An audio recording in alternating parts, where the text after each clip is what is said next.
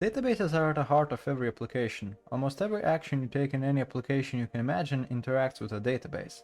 Whether it would be inserting, deleting, updating, or selecting data, all actions concern your databases. Contrary to a popular belief that databases have only two SQL and NoSQL types, databases can be split into multiple different types aside from relational and non-relational databases.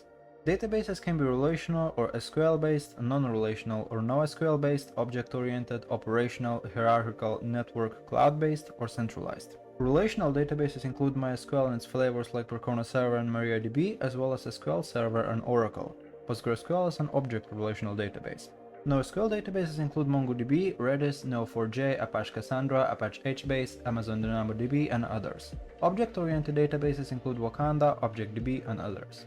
Operational databases include EnterpriseDB or EDB, Aerospike, MarkLogic, SAP, and others. Hierarchical databases include IBM, network or online databases include Ingress, TurboImage, and others, while cloud-based databases include databases like AVS, as well as Microsoft Azure and Google Cloud Platform or GCP.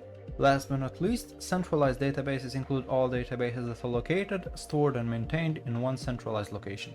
Hopefully this video about database types was informational and useful. Subscribe to see more videos about databases and everything they involve, and until next time.